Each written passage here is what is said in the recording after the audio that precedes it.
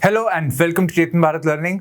हम लोग पार्ट 3 पे है of this particular chapter, that is public civil services value and ethics in public administration.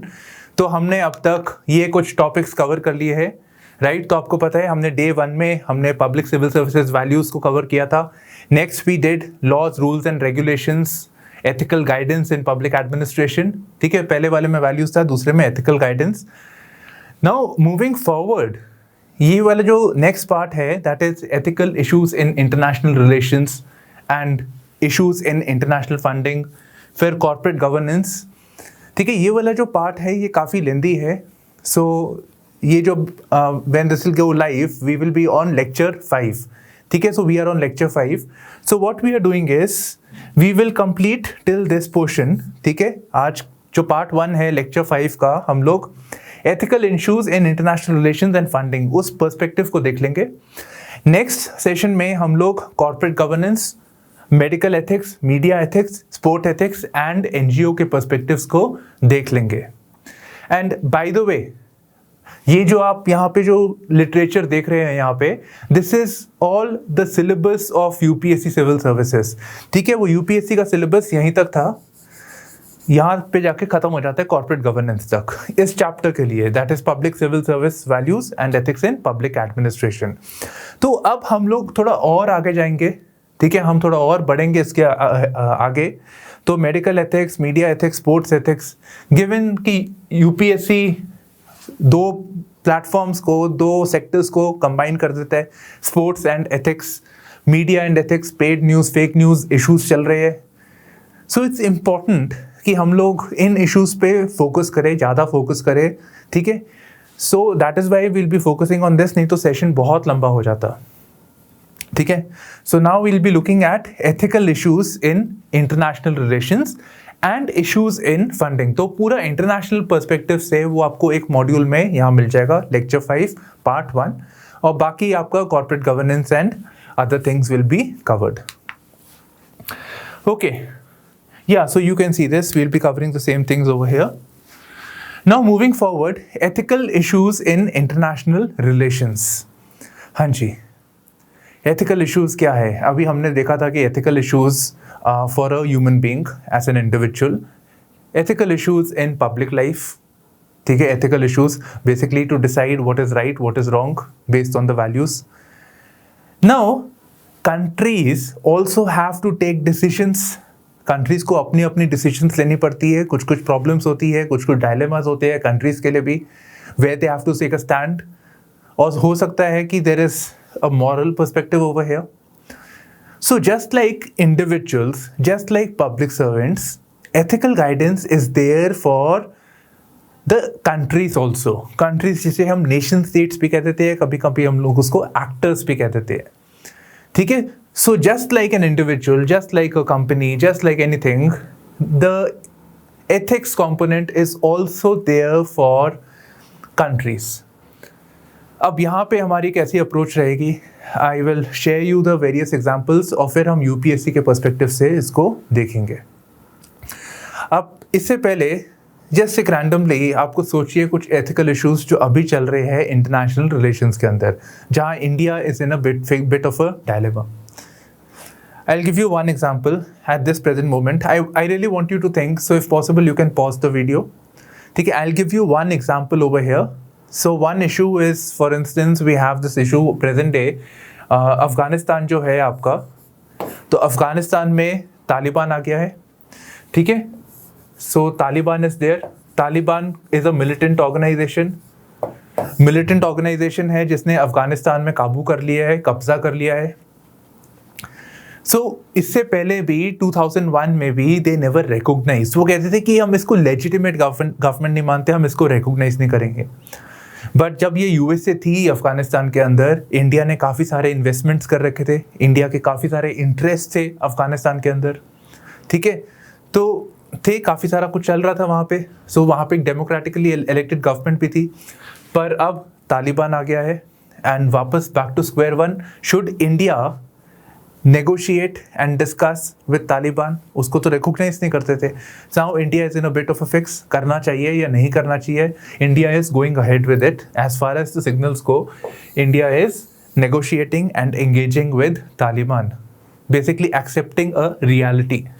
तो एक आइडियलिस्टिक व्यू था पहले कि हम लोग इसको नहीं रिकॉग्नाइज करते. Likewise with Myanmar also. तो म्यांमार के अंदर भी देर वॉज डेमोक्रेसी थी और उसके बाद एक मिलिट्री ग्रुप हो गया तो उन्होंने रिकॉग्नाइज नहीं किया. आज फिर वही सेम सिचुएशन हो गया, there was a coup. So one is an idealistic position कि ये है मॉरल वैल्यू है, मॉरल स्टैंड है यहाँ पे, ठीक है. एक है कि आपका रियल प्रैग्मेटिक इंटरेस्ट क्या है, बीइंग रियलिस्टिक, एंड आपका कंट्री का प्रैग्मेटिक इंटरेस्ट. तो ये एक इशू हो सकता है. I will give you one more example. India, ये आपका इंडिया हो गया यहाँ पे.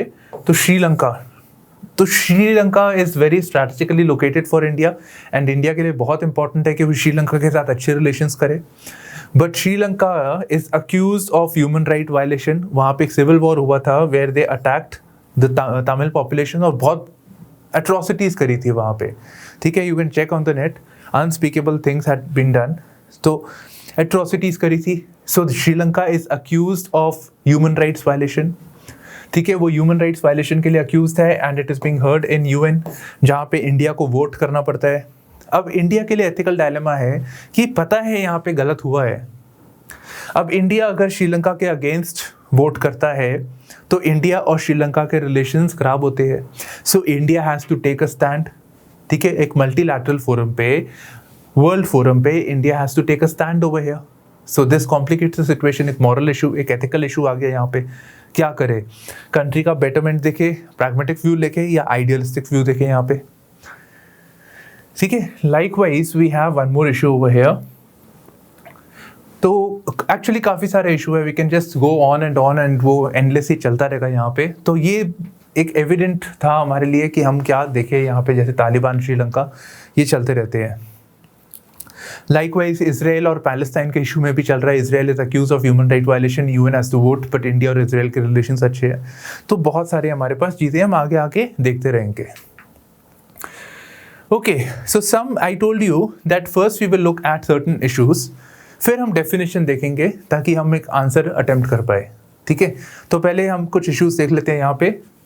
So the issue of human rights violations when it comes to the ethics, when it comes to international relations, ठीक है. So sometimes political interventions leads to human right violations. एक example तो आपको मैंने यही बता दिया, श्रीलंका वाला.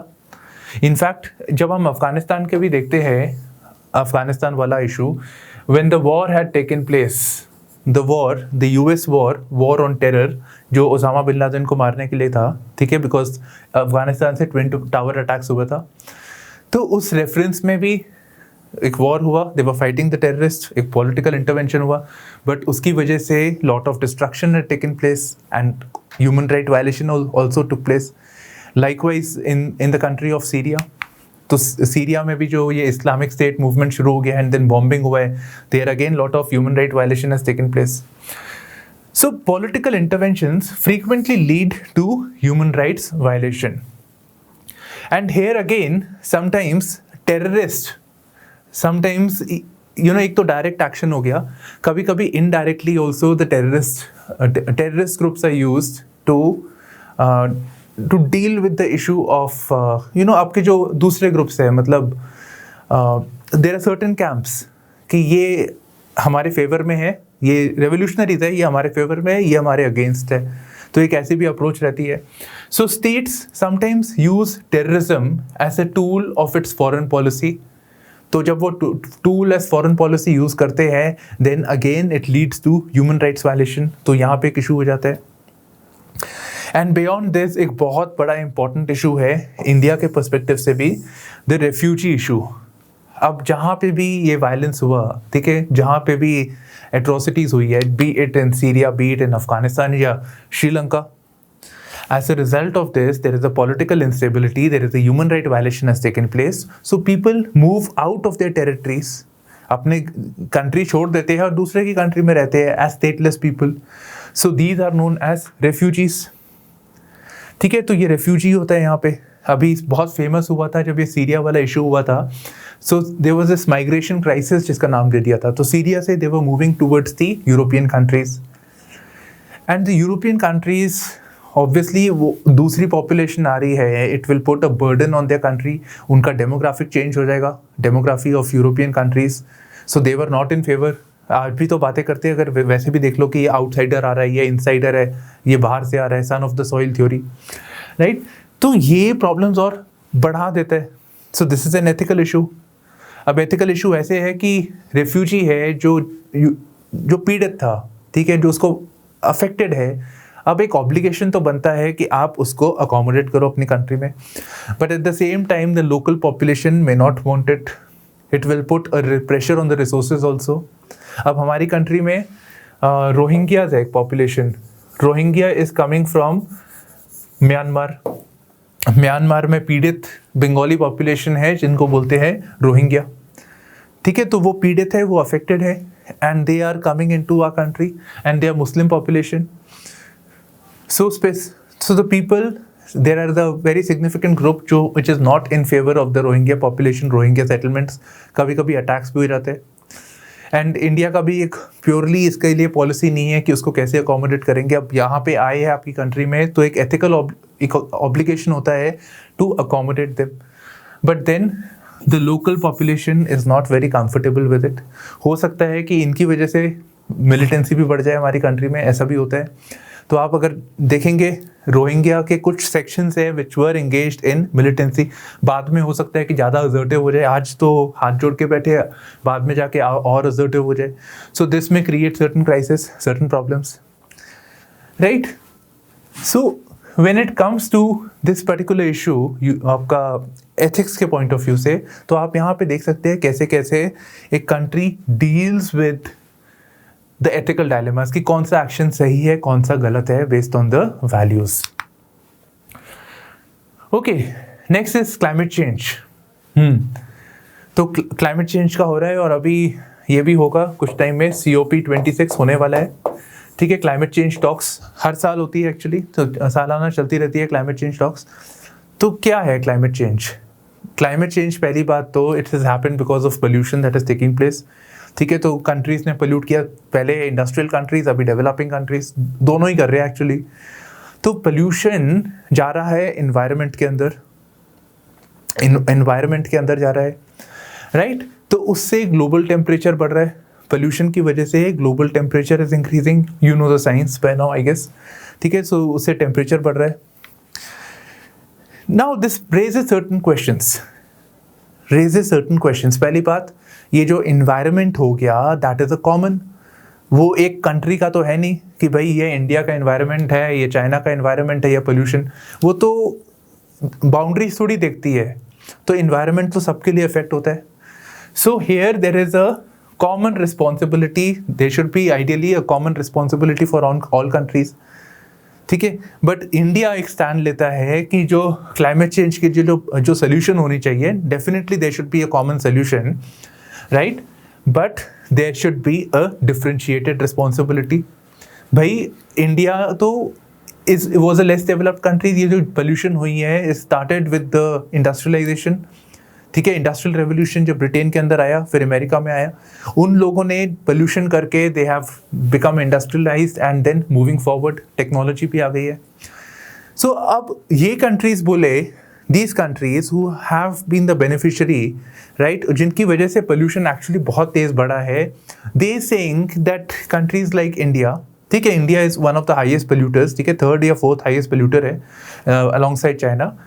तो इंडिया का कॉन्ट्रीब्यूशन जरूर चाहिए, पर अगर ये सिर्फ ओनस डाले कि आप कीजिए, तो ठीक है, करना चाहिए, but the burden to deal with the issue of climate change, that should be with the more advanced countries, ठीक है, and they should assist them.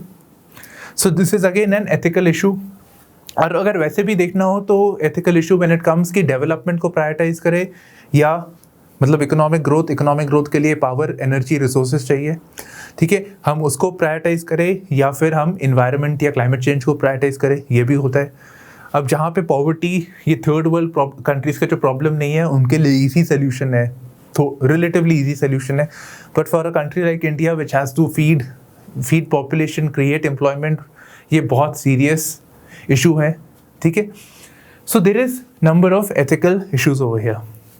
Now, one of the issues over this ethical side is the international equity concerns. इसका क्या मतलब हुआ? वैसे आप ये PDFs मिल जाएंगे आपको. Ethical international equity concerns. ठीक है, ये कॉन्सेप्ट हम कर चुके हैं.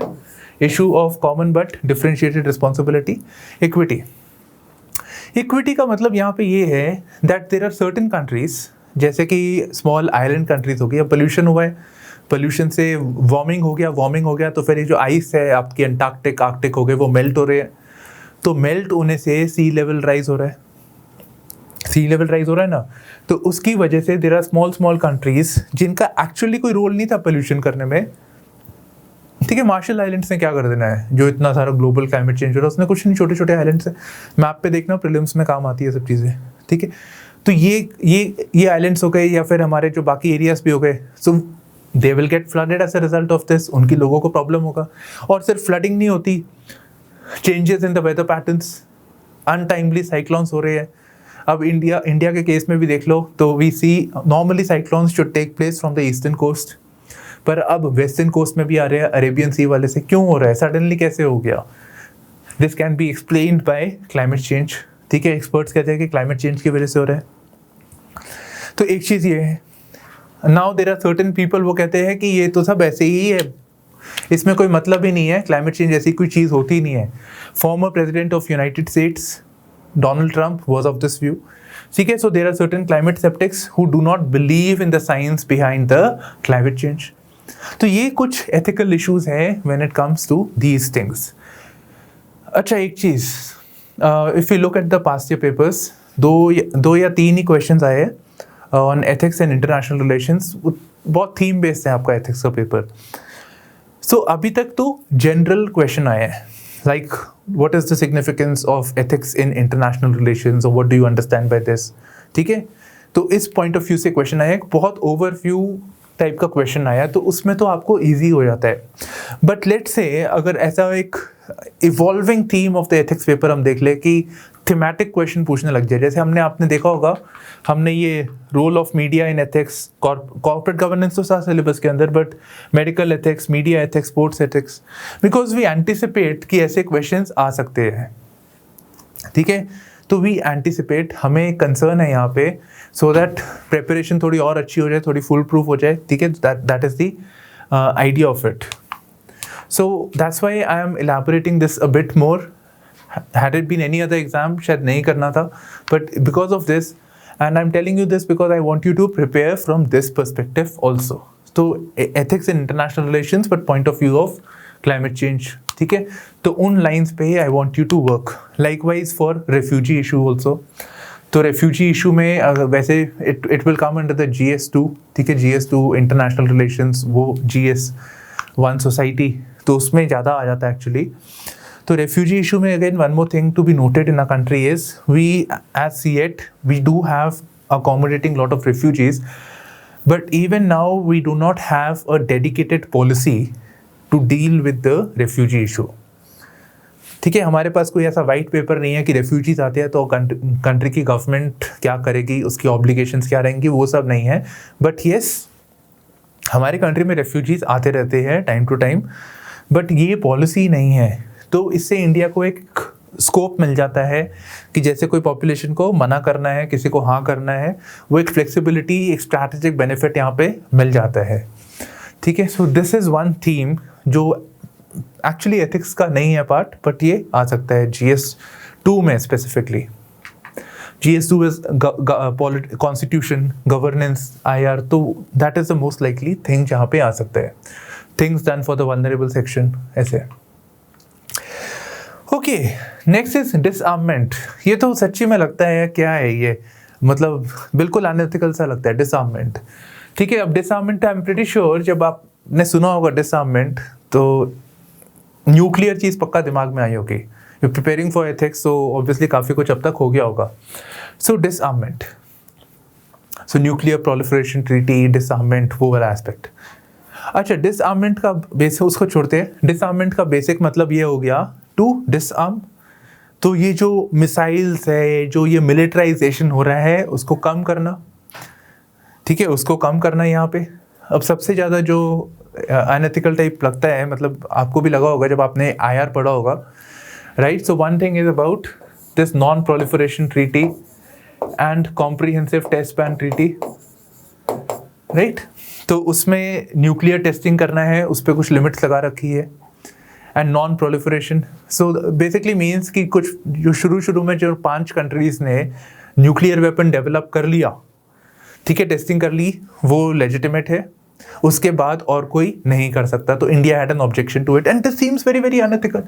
आई मीन इमेजिन चाइना के पास न्यूक्लियर वेपन्स है, China can any time 62 war तो हुआ ही था, so they are always at an advantage against us, जिसके पास भी है। So this is purely unethical, ठीक है, ये आपका अनएथिकल है। अब इसमें एक चीज़ एथिकल का डायमेंशन ये कह सकते हैं कि it will remain with these countries only, वो बाहर नहीं आएगा, ठीक है। अगर सबके पास न्यूक्लियर वेपन बनानी शुरू हो गई, टेक्नोलॉजी फ्रीली अवेलेबल होगी, फिर भी प्रॉब्लम है। तो ये बात ज़रूर है, हो सकती है यहाँ पे, बट इवन देन अगर कोई कहता है कि हमारे पास न्यूक्लियर वेपन है, US और ये सारी कंट्रीज, ठीक है, P5 कंट्रीज, बट इनके पास नहीं है, मतलब ईरान और बाकी इंडिया वगैरह को नहीं मिलनी चाहिए, then again these countries USA वगैरह जो है, जिनके पास ऑलरेडी है, उनको कोशिश करनी चाहिए थी कि वो अपना न्यूक्लियर स्टॉकपाइल या ग्रेजुअली इसको ख़त्म ही कर दे, पर वो नहीं करते। So there is this unethical aspect. अभी जब सबसे कॉमन यहाँ पे चल रहा है, आप USA को देखिए, तो US सैंक्शन इम्पोज कर देता है on a country which is focusing on developing nuclear weapons particularly, ठीक है। तो Iran is particularly news and it will remain for a long time for this purpose. So Iran और America का एक nuclear deal हुआ था, joint comprehensive plan of action. It was not just USA but there were other countries also, ठीक है, P5+1, तो that +1 is Germany was also part of this, पर primarily it was the US initiative, क्योंकि उनको डर था कि Iran nuclearise कर लेगा तो फिर उसे बाकी कंट्रीज में इंस्टेबिलिटी हो जाएगी। ईरान और सऊदी की बनती नहीं है, सऊदी अरेबिया की, ठीक है, ईरान और इजराइल की नहीं बनती, तो उससे पूरा रीजन डिस्टेबलाइज हो जाएगा and it will create a nuclear arms race. So USA imposed a sanction, USA ने सैंक्शन लगा दिया ईरान के ऊपर कि कोई कंट्री से ट्रेड नहीं करेगा, और कोई ट्रेड करेगा तो वो हमारा दुश्मन है, वो हमारा एडवर्सरी, और उस पर भी सैंक्शन लग जाएगा। तो ये यहाँ पे उन्होंने कर दिया डंडा। But again this is an ethical perspective यहाँ पे, ठीक है। जो कंट्री लगा रही है उसका सबसे बड़ा स्टॉकपाइल तो बना हुआ है, तो USA सैंक्शन तो लगा रही है, बट वो खुद न्यूक्लियर वेपन्स को कम करने के लिए कुछ नहीं कर रहा। So how it is ethical for a country to impose sanctions on others without discarding their own weapons? ये जो है unethical aspect है यहाँ पे। Okay, now next is intellectual property rights, ठीक है, IPR। यहाँ पे क्या है, सबसे बड़ी चीज़ मैंने आपको शुरू में ही बताई थी, that the developed countries have access to lot of technology। तो इसके उनके पास बहुत अच्छी टेक्नोलॉजीज है, and specifically they are very, बहुत आगे चले गए हैं in the field of medical sciences. तो उनके पास ड्रग्स होती है, वैक्सीन्स होती है, वो बार बार इस पे फोकस भी करते रहते हैं, रिसर्च एंड डेवलपमेंट चलता रहता है। तो अब बात यह आती है कि कितनी सारी बीमारियां हैं, specially in the lesser developed countries, tropical countries, India में पॉवर्टी भी ज़्यादा है तो बीमारियां भी ज़्यादा है, पर कुछ कंपनीज स्पेशली ये जो डेवलप कंट्री से है, वो दवाइयाँ उनके पास है, ठीक है। इन कंट्रीज जो USA वगैरह से है, उनके पास दवाइयाँ हैं, उनके पास टेक्नोलॉजी है, and they want to sell these medicines at a very very premium price. एक तरह से जस्टिफाइड है इन द सेंस कि ये ड्रग्स बनाने में काफ़ी सारा खर्चा हुआ होगा, रिसर्च एंड डेवलपमेंट लगा होगा, राइट। तो जिसने काम किया है, जिसने मेहनत किया है, उसको फ़ायदा तो होना चाहिए। हाँ जी, बिल्कुल ठीक बात है। But when it comes to India, इसकी वजह से जो फ़ायदा होना चाहिए, बट देन ये फ़ायदा आ रहा है, there are lot of people who are dying, उनको दवाई या कोई भी रिलीफ मेडिकल ट्रीटमेंट नहीं मिल पा रही, because the medicine are very very expensive, prohibitively expensive. I believe this Disprin medicine aspirin जो हम बहुत सस्ते में ख़रीद लेते हैं, that was again one of the things, मतलब जो गवर्नमेंट ने सस्ता करवाया है। अच्छा, so this is the one ethical issue over here, So ethical issue over the intellectual property rights. And the other thing is making the drugs available, accessible and affordable. ठीक है, पहले तो ड्रग्स को अवेलेबल कराओ, पहुंचाओ drugs को लोगों तक, फिर एक्सेसिबल बनाओ, मतलब दुकान में जाओ तो मिल जाए आपको ड्रग्स, और फिर अफोर्डेबल भी होनी चाहिए, कम रेट की होनी चाहिए. तो ये 3 चीज़ें हैं जो होनी चाहिए. ठीक है, कोई भी मेडिसिन के लिए तो ह्यूमन राइट्स की बात हो गई यहाँ पे. तो ये चीज़ है. So now India, right, in India in particularly, India has been focusing upon compulsory licensing. मतलब अब यूएसए में कोई फार्मास्यूटिकल कंपनी ने अपना ड्रग बनाया, ठीक है, उन्होंने कोई दवाई बनाई, कोई फार्मास्यूटिकल कंपनी ने रिसर्च अच्छे से करी, ऐसी बात नहीं है. तो अगर उनका ड्रग्स का वैल्यू बहुत हाई है, वो अवेलेबल नहीं है, एक्सेसिबल नहीं है, अफोर्डेबल नहीं है, then in certain cases, not always, in certain cases there is some law known as Indian patents act. ठीक है, इंडियन पेटेंट्स एक्ट है, उसके अंदर एक सेक्शन 3 है which provides for compulsory licensing. तो कंपल्सरी लाइसेंस प्रोवाइड किया जा सकता है. तो एक कंपनी को, मान लीजिए इंडिया की कोई कंपनी है, लेट्स से सिप्ला, ठीक है, तो सिप्ला को वो ड्रग्स का फॉर्मुलेशन मिल सकता है and they can make the drugs at a lower price. तो हमारी कंट्री में जेनेरिक मेडिसिन पर्टिकुलरली एक जेनेरिक मेडिसिन मिलती है, एक होता है ब्रांडेड ड्रग्स. ठीक है, जैसे कि क्रोसिन हो गया, पैस, कुछ ड्रग्स हो गए, ठीक है, उसके अंदर सॉल्ट्स होते हैं. तो without branding, generic, so they are available at a much lower price. So this the government has been doing. ठीक है, तो इसकी वजह से दोनों कंट्रीज के बीच में, इनफैक्ट दोनों ब्लॉक्स के बीच में, the lesser developed block and the developed block, उनके बीच में टेंशंस होती है. And this is again an ethical issue over here. ठीक है, तो एथिक्स हो गया, इकोनॉमिक इश्यूज हो गया. एंड ये लोग बोलते हैं कि देखो, अगर हम ऐसे करते रहोगे तो फिर हमारी कंपनीज रिसर्च एंड डेवलपमेंट क्यों करेगी. तो ये वाली बातें सारी यहाँ पे आ जाती है. ठीक है, so these countries what they are trying to do is they are trying to strengthen the norms of intellectual property rights so that the technology for making the drugs is not easily available. तो compulsory licensing वगैरह जो India करता है वो ना कर पाए. But फिर there is this World Health Organization, UN, which really appreciate the work India is doing and also supplying the drugs at a lower price to African nations, Latin American nations, उनको ये provide किया जा रहा है. तो ये एक आपका इंटेलेक्चुअल प्रॉपर्टी राइट्स के पर्सपेक्टिव से इशू आ गया था. Now moving on to the next aspect, that is global commons. ठीक है, ग्लोबल कॉमन्स, तो आपको एक एग्जांपल दिया था, जैसे कि इन्वायरमेंट, जब मैंने क्लाइमेट चेंज के बारे में बात करी थी. So like climate change, right, like the issue of the climate change, right? So वो क्या है, environment हो गया, atmosphere हो गया, वो सारा एक global common है. Likewise, there are so many other things जो एक country के अंदर नहीं है, ठीक है, एक limited to a country, but it is a global, it's a common thing. तो जैसे कि we have this international waters, we have the high seas, ठीक है, हमारी कंट्री, ये जो होता है हमारा लैंड होता है, तो लैंड के पास में टेरिटोरियल वाटर्स हो गया, there is, and beyond this there is the international seas. तो टेरिटोरियल के बाद हो गया एक्सक्लूसिव इकोनॉमिक जोन, और उसके बाहर तो पूरा ही इंटरनेशनल हो गया, तो वो ग्लोबल कॉमन हो गया एक तरह से. ठीक है, so it is a global common. The atmosphere, the Antarctica कोई कॉन्टिनेंट नहीं, किसी ने क्लेम नहीं किया उसको. This is one exception. Land, वो एक ऐसा इकलौता लैंड है जो कभी क्लेम्ड नहीं है by any country, continent whatsoever. And the outer space, ठीक है, आउटर स्पेस भी जस्ट लाइक अंटार्कटिका एक बड़ा, there is this outer space treaty which is classifying it as a global common. ठीक है, तो एंड इट रेगुलेट्स, वो basic focus रहता है कि भाई मिलिटराइजेशन ना हो, मिसयूज ना हो, ये सब चीज़ें यहाँ पे. So these are certain global commons. Now the ethical issue over here is that you know certain country trying to take advantage, या किसी कंट्री का activity is affecting the others. So one we did the climate change issue, right. Then we have this कोविड-19 हो गया, आजकल ये नई चीज़ है, तो बीमारी हो गई. It was the responsibility of one country. We think it is the responsibility of one country.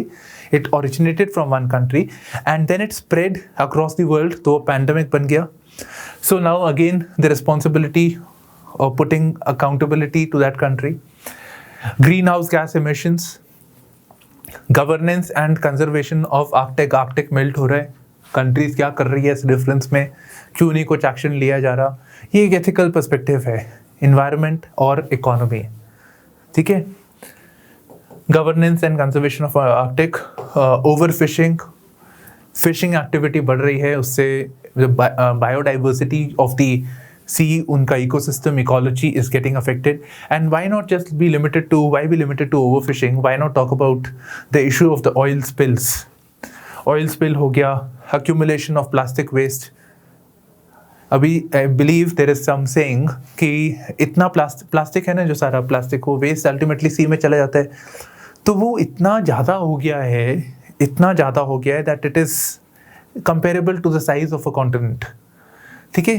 तो ये और अच्छा, ये प्लास्टिक वेस्ट और ये जो ऑयल स्पिल्स हुआ है, देन इट अगेन ब्रिंग्स कि कंट्रीज क्या कर रही है इसके रिगार्डिंग में, और it is affecting the rights of the animals, उनके भी अधिकार है कुछ, they can't claim it but they, just like we are entitled with certain natural rights, so are the animals, ठीक है। एनिमल्स, उनका इकोलॉजी सारा डिस्टर्ब हो रहा है उसकी वजह से, and maybe this is also entering into the food chain.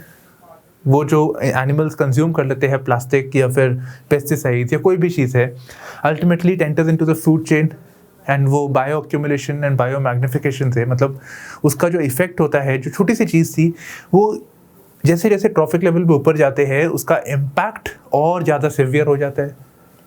So this is there, and now accumulation of space debris, and there was a movie also Gravity करके, ठीक है। This was about the space debris. तो इतनी सारी satellites launch हो रही है, ठीक है, इतनी सारी सैटेलाइट, स्पेसिफिकली आपका जो यूएसए है, तो उन्होंने काफ़ी सारी सैटेलाइट्स लॉन्च करी है in the lower earth orbit, ठीक है। हमारी भी सैटेलाइट्स होती है, थोड़ी ऊंची होती है, ये मान लीजिए ये आपका अर्थ है, तो अर्थ से सैटेलाइट लॉन्च करी, तो लोअर अर्थ ऑर्बिट पे वो लॉन्च रखी जा रही है, उसको इससे ऊपर कर देते और ऊपर कर देते। So because it is more cost effective कि उसको अर्थ के पास रखा जाए, तो वैसे रखा जा रहा है, but then ultimately the satellites are discarded. Life होती है, हर चीज़ की शेल्फ लाइफ होती है, तो सैटेलाइट ख़राब हो जाती है, तो उसको कोई वहीं रहती है, वो स्पेस में घूमती रहती है। अब ये प्राइवेट कंपनीज भी आ गई है, स्पेस एक्स आ गया, अमेजॉन अपना कुछ कर रहे हैं यहाँ पे, ठीक है। फिर इंटरनेट को कनेक्टिविटी प्रोवाइड करने के लिए भी देश भी सैटेलाइट्स, टेस्ला वाली एलॉन मस्क की जो है, not Tesla, so they are coming up with a project known as Starlink, so there will be a constellation of satellites. तो अल्टीमेटली तो स्पेस डेब्रिस पड़ेगा, and ultimately it will endanger the safety problems हो सकती है, वो debris accumulate होता रहेगा और किसी चीज़ को, किसी लेजिटिमेट सैटेलाइट को हिट कर सकता है, they may be a space accident. तो ये एक बहुत सीरियस कंसर्न है which needs to be looked into. तो ग्लोबल कॉमन्स है, ठीक है, किसी एक कंट्री की यहाँ पे रिस्पॉन्सिबिलिटी नहीं बन पाती है। हम वैसे किसी गवर्नमेंट को अकाउंटेबल फिक्स कर सकते हैं, but since this is a global common, ये सारी फैल जाती है, दिखती नहीं है इशूज़, पर ये इशूज़ है, and it will affect the mankind at the end of it. So somewhere अगर हमें ग्लोबल कॉमन्स के रेफरेंस में अकाउंटेबिलिटी लेके आनी है, we need to have a consensus. हमें सब कंट्रीज़ को एक साथ लाना चाहिए, अवेयरनेस क्रिएट करवानी चाहिए, ठीक है, वो भी कंट्रीज़ की responsibility ultimately, and then create a framework, so this is how these problems can be solved. Next is terrorism, ठीक है। टेररिज्म के बारे में, तो टेररिज्म वही है, मिलिटेंट एक्सरसाइज चल रही है, basically one is the state actors, other is the non state actors. तो ये जो आर्मी वगैरह होती है, व्हेन दे फाइट, वो state actors, non state actors हो गए आपके, ठीक है। So they are fighting for a particular cause, particular ideology. So we have different terror groups. अब कुछ कंट्रीज है, वो लोग टेररिज्म को आइडेंटिफाई करती है with good terrorist and bad terrorist. For instance Syria, आपको इस्लामिक स्टेट का थोड़ा आइडिया देता हूँ। तो ये सीरिया था, ठीक है। तो सीरिया के अंदर देयर वाज अ, जो वहाँ का किंग है, जो वहाँ का जो पर्सन हुज हेडिंग प्रेसिडेंट है, so I say king because he is almost as, it is a dictatorial regime, ठीक है। इलेक्शन होता है पर वो 95% 99% वोट उसके फेवर में आते हैं।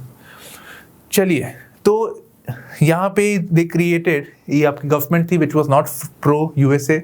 So to destabilize this regime, the US gave aid to a revolutionary group. Militant ही है, ultimately terrorist ही है, ठीक है, उनको यहाँ पे सपोर्ट दिया, तो उससे क्या हुआ, इस्लामिक स्टेट आ गया आपका यहाँ पे, ठीक है, तो वो बना दिया यहाँ पे। तो they were earlier good terrorist, now they became bad terrorist. तो बैड टेररिस्ट को अटैक करने के लिए और एक नया टेररिस्ट, दूसरा फ्रंट, एक नया चीज शुरू कर दी। So good terrorist and bad terrorist, whatever it is still a terrorist, and terrorist are killing people, ठीक है, killing people. There is lot of casualty taking place, there is instability, political instability in the other country. भाई America ने पैसे देके arms वगैरह फेंक दिए, पर लड़ाई तो दूसरी कंट्री में हुई ना, दूसरे लोग मरे। सो this is again an ethical dilemma over here. And likewise let's talk about Pakistan. देखिए वो तो कहते ही है ना फैक्ट्री ऑफ टेररिस्ट। तो जब पाकिस्तान की बात करते हैं, so Pakistan is actually not was, is meddling in the affairs of Afghanistan. Was भी था वैसे तो दे, उनका तो सीधा सीधा बोला है that we have to pull levers. हमको कुछ वो है, हमारे पास बेनिफिट्स है, हम we pull levers, we control the militant organisation. In way ऐसे बोल दिया उन्होंने। सरताज अजीज करके उनके एक एडवाइजर थे, नेशनल सिक्योरिटी एडवाइजर। तो वो बोलते थे दैट देयर इज तालिबान में there is a good Taliban, there is a bad Taliban. जो पाकिस्तान की आइडियोलॉजी के हिसाब से काम करता है that is a good Taliban, जो पाकिस्तान को अटैक नहीं करता, जो पाकिस्तान को पसंद नहीं करता, वो बैड तालिबान है, राइट। सो टेररिज्म के रेफरेंस में भी the countries are using the tool using these militant organizations to fulfill their goal, but by and large this is an unethical exercise। ये गलत प्रैक्टिस है, ठीक है। तो ये चीज़ है। और दूसरी बात, अगर हम टेररिज्म के बारे में देखें, द स्टेट्स जब उसके बारे में टेररिज्म को डील करने के लिए एक्शन लेते हैं, then there is human right violations. कैसे होती है? अफगानिस्तान में there was this WikiLeaks आया था, ठीक है, विकी लीक्स करके।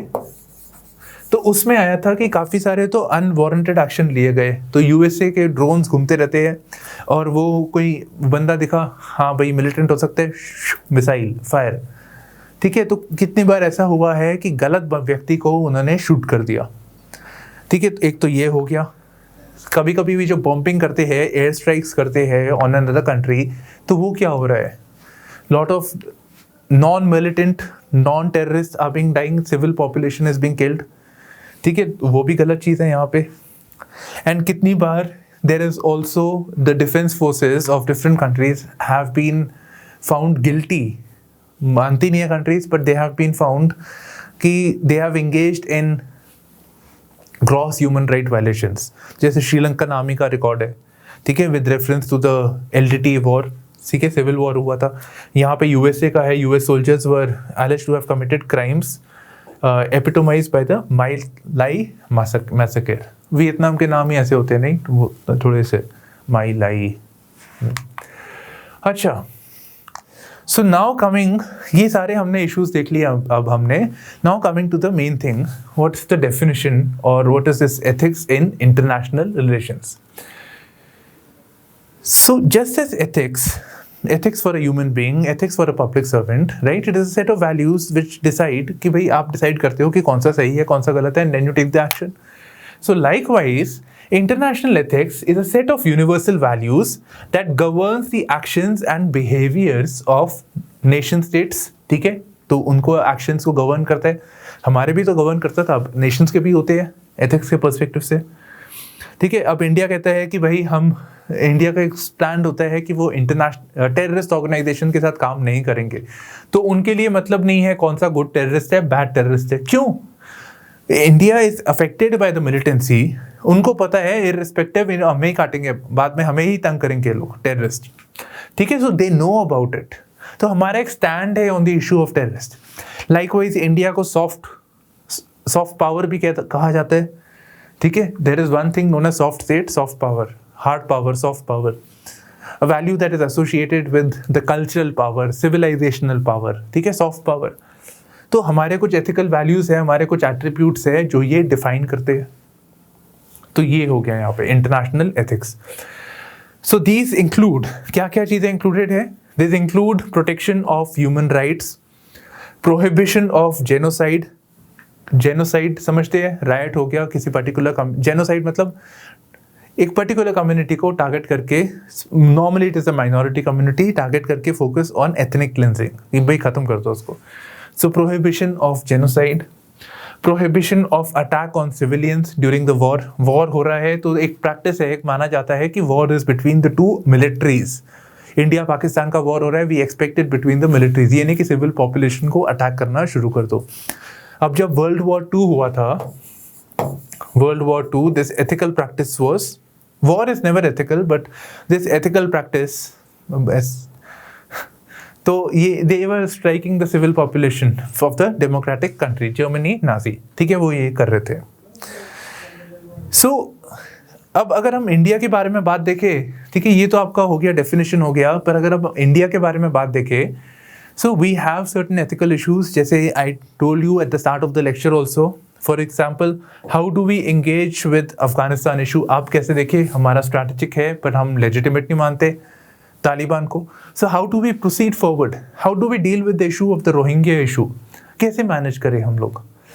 ह्यूमैनिटेरियन साइड कहता है कि हाँ करना चाहिए, बट हमारी सोसाइटी में हो सकता है there are problems because of this, how do we accommodate, this may be a future trouble, ठीक है, तो ये यहाँ पे कंसर्न हो सकते हैं. So again you have to decide on the values कि कौन सा राइट है कौन सा गलत है. अभी क्लाइमेट चेंज टॉक्स होंगी तो वहाँ पे इंडिया हैज टू डिसाइड कि भाई क्लाइमेट चेंज है, गर्मी है, ह्यूमैनिटी तो रहेगी, तभी रहेगी जब क्लाइमेट, देश तो तभी रहेगा जब क्लाइमेट रहेगा, राइट. इससे हमें काफ़ी नुकसान होते हैं. They can, what stand do they take, और जैसे कि नहीं हम नहीं कर सकते, हमें तो डेवलपमेंट पहले करनी है, पहले आप लोग करो तब करेंगे हम आगे जाके. So what stand, on what basis, so it will be decided by the ethical values. Obviously बाकी चीज़ें भी है, वो इकोनॉमिक पर्सपेक्टिव, सोशल पर्सपेक्टिव, सारे कुछ आ जाते हैं, but end of the day something says यार ये सही है ये गलत है, ठीक है. सो ethics, so based on the values of the country. Okay, we have this wonderful example, UNCLOS. हाँ, ये एक चीज़ है UNCLOS. UNCLOS is basically United Nations Convention on the Law of the Sea. और इसने क्या किया है, ये एक एग्जाम्पल बताता है अबाउट इक्विटी या equitable relationship in international relations. जैसे कि Let me just explain to you. I told you about this sea के बारे में बताया था मैंने आपको शुरू में, right? High seas. So you can consider this that India है. अब मैं बोल रहा था कि कुछ territorial water होता है इंडिया का 12 nautical miles, ठीक है. उसके beyond we have this exclusive economic zone. उसके बाद there is the high seas, है ना. तो this has come from the UNCLOS. और अगर मान लीजिए दूसरी कंट्री है यहाँ पे आसपास, then फिर बाउंड्री कैसे डिफाइन होगी. तो ऐसा नहीं है कि मान लीजिए श्रीलंका है तो बड़ा फेयरली बाउंड्री मार्क्ड है, डिमार्केटेड है. So this is done on the basis of UNCLOS. वो ये नहीं कहता कि इंडिया पावरफुल है तो इंडिया को ज़्यादा सी मिलेगा, श्रीलंका को कम मिलेगा. लाइकवाइज फॉर चाइना और ताइवान, चाइना और south east Asia. So it is done on the principles of equity. It was done on the principles of fairness in international relations. तो ये कुछ चीज़ें हमें यहाँ देखने को मिलती है. Now remember when we started, ये आपका जो पार्ट 1 था, ठीक है, तो पार्ट 1 में हमने बात करी थी sources of ethics in public life, public services के लिए क्या क्या सोर्सेज होती है, राइट. वैसे ही there are certain sources of ethics in international relations, ठीक है. कुछ बेसिस होते हैं, आप कभी कभी देखेंगे कुछ चीज़ों को कोट किया जा रहा है कि आपका ये ऑब्लिगेशन है, specially when it comes to the human right issues. तो यहाँ पे some sources have been listed, आप इनको कोट कर सकते हैं when you are writing your answer. थोड़ा सा बस ध्यान दे दीजिए. So we have this UN, United Nation declaration of human rights. तो जब वर्ल्ड वॉर खत्म हुआ था, राइट, तो जब वर्ल्ड वॉर खत्म हुआ था तो वर्ल्ड वॉर में काफ़ी सारा डिस्ट्रक्शन हुआ था. Remember I told you about the Nazi regime, civil population को अटैक कर रहे थे. तो now there was a need felt to create a new world order. और एक चीज़ फील हुई थी that all living beings, all human beings actually, not living beings, all human beings are entitled, they should have certain natural rights. कुछ basic natural rights है, कुछ basic human rights है जो हर व्यक्ति के पास होना चाहिए। अच्छा, नेचुरल राइट्स और ह्यूमन राइट्स में एक फ़र्क होता है, पर हमारे पर्सपेक्टिव के लिए दोनों हम सेम मान रहे हैं, ठीक है। वो पॉल साइंस या पॉलिटी की क्लास होगी तब देखेंगे। तो नेचुरल राइट्स कहता है कि जैसे हमारे फंडामेंटल राइट्स है, उसमें से कुछ काफ़ी चीज़ें हमने वहाँ से बोरो करी है, ठीक है। वहाँ से बोरो किया हमने, यूएस का जो बिल ऑफ राइट्स है वहाँ से बोरो करी है। सो दीज आर एग्जाम्पल, वही फीचर्स यहाँ पे भी हम देखे, यही चीज़ें हैं यहाँ पे, ठीक है। The right to freedom of speech and expression, ठीक है, टू ट्रीट एवरीबडी इक्वली, वही कॉन्सेप्ट जो आप फंडामेंटल राइट्स में देखते हैं वो यहाँ पे भी आपको सेम दिखते हैं कि certain people, all people have certain basic natural rights as a matter of being born itself, वो व्यक्ति को मिलने चाहिए। This should be accepted across the globe. तो ये इसकी फिलॉसफी है। Then when the war takes place, right, if the war takes place, then even if there is an enemy, ठीक है, हो सकता है देयर इज पाकिस्तान का सोल्जर इंडिया में फंस गया या इंडिया का सोल्जर पाकिस्तान में फंस के, जैसे कि we had this air force pilot, ठीक है, उनका प्लेन क्रैश हो गया था। सो अब वर्तमान अभिनंदन वर्तमान, ठीक है, सो wing commander Abhinandan Varthaman, so his plane had crashed. So as per the regulations, as per law, which law? As per the international law, Geneva Convention, we are to treat the prisoner of war, people who are inflicted, ऐसे नहीं कि ये दुश्मन का तो उसका torture करना शुरू कर दो, काट पीट करना शुरू कर दो, नहीं, they have to be treated humanely. So humanitarian treatment should be there. And beyond this we have the directive principles of the state policy. So उसके अंदर एक आर्टिकल 51 है and पंचशील पॉलिसी, ठीक है। सो आर्टिकल 51 कहता है, इंडिया पे एक ऑब्लिगेशन डालता है, डायरेक्टिव प्रिंसिपल है, तो बोलता है कि भाई आपका एक काम है, आपको एक डायरेक्टिव दिया जा रहा है कि आप दुनिया में इंटरनेशनल पीस और सिक्योरिटी लेके आएंगे। सो पीसफुल वैल्यूज़ की गवर्नमेंट पीस के हिसाब से काम कर रही है, यानी कि वॉर करते रहे, नहीं, पीस पे फोकस करे, वर्ल्ड में पीस लेके आने की कोशिश करें। So this value can be seen in the directive principle of state policy of our constitution, ठीक है। तो ये यहीं पे हमें दिखता है। एंड इनफैक्ट अगर आप वैसे भी सोचें, जो एक कंट्री की जो वैल्यूज़ होती है, कॉन्स्टिट्यूशनल वैल्यूज़ होती है या फंडामेंटल राइट्स भी हो गए, somewhere that also reflects the values of that country, even if it comes to the international relations, ठीक है। तो ये आपका, जैसे कि मान लीजिए यूएसए के साथ हम कुछ कंडक्ट एक्सपेक्ट करते हैं, them being a democratic country, ठीक है, we expect certain things associated with them. Next comes Panchsheel है आपका, ठीक है, ये आप पढ़ लेना आगे चल के। सो पंचशील was बेसिकली पेव्स दी, ये हमारा इंडिया चाइना के साथ हमारा एंगेजमेंट हुआ था, and we came up with the Panchsheel. Panch means 5, ठीक है। तो Panchsheel is also one of the pillars, important pillars of our foreign policy. तो क्या कहता है ये कि we shall treat everybody equally, so mutual respect for each others territorial integrity and sovereignty, mutual non aggression, non-interference, equality and mutual benefit, and peaceful coexistence. So that reflects the ethical values of our foreign policy.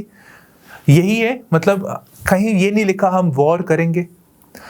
In fact, if you look at the nuclear policy of a country also, हमारी nuclear policy क्या कहती है? हमारी nuclear policy में important pillar is no first use policy. मतलब अगर हमारी country को कोई अटैक करेगा, हम उसके रिप्लाई में we can fire a nuclear weapon, पर जब हम फायर करेंगे तो there will be absolute damage, ठीक है। हम मैक्सिमम जितना ज़्यादा रिस्पॉन्स कर सकते हैं उतना हम फोकस करेंगे।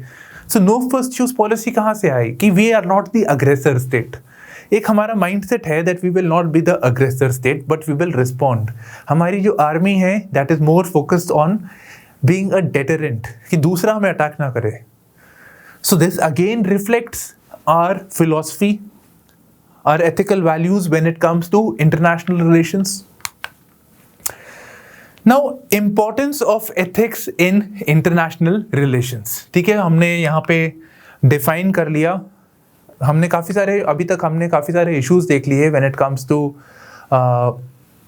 एथिकल इश्यूज पहले हमने देखा था, उसके बाद हमने देखा कि definition of ethics in international relations, then the guidance हमें कहाँ से मिलते हैं, and all of this will help you in your answer writing.